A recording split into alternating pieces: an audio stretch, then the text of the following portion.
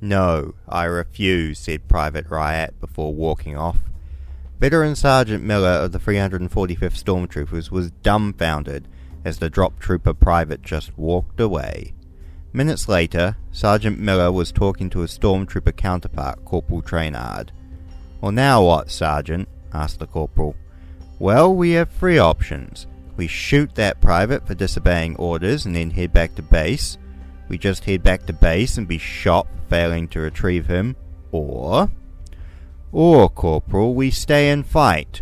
We kill the traitors assaulting this refinery, we get that kid out of here alive, and maybe all of us can go back home in one piece." "This is everything," said the drop trooper corporal in charge of the ramshackle force defending the Prometheum refinery about an hour later.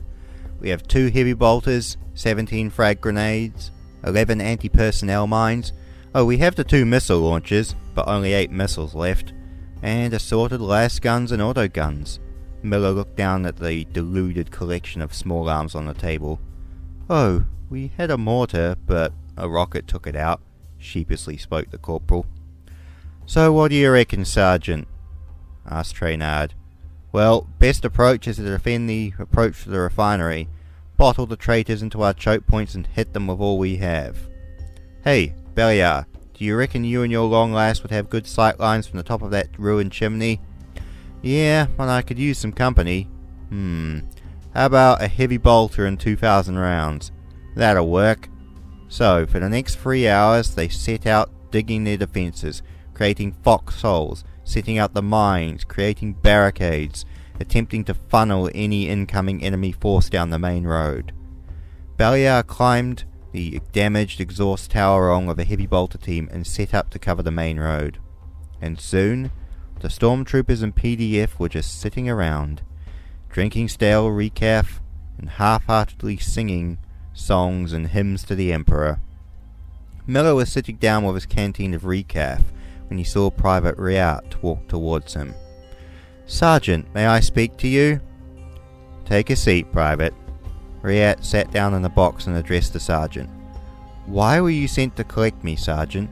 I can imagine a squad of stormtroopers would have better things to do than retrieve a lonely private."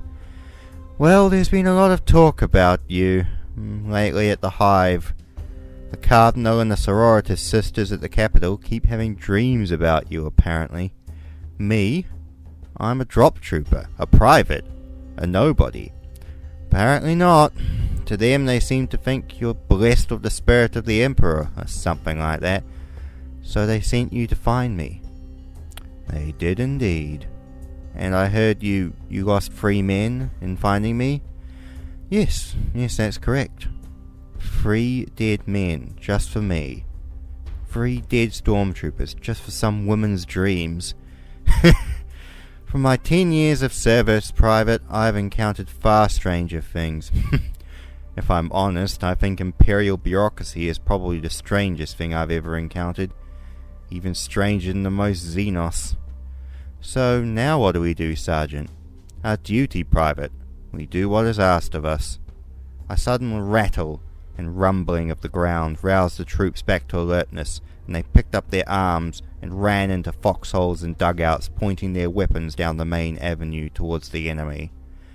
Miller looked up at the tall exhaust tower at Beliar. "What do you see?" Beliar hand-signalled in reply. Miller translated the signals to the troops around him.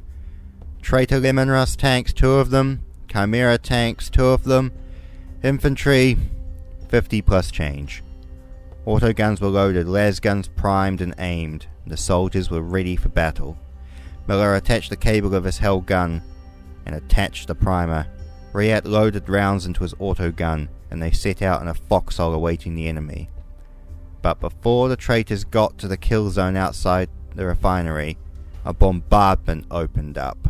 A volley of shells hit the refinery, causing a mass detonation of the volatile promethium, obliterating the refinery and a mile around it into dust.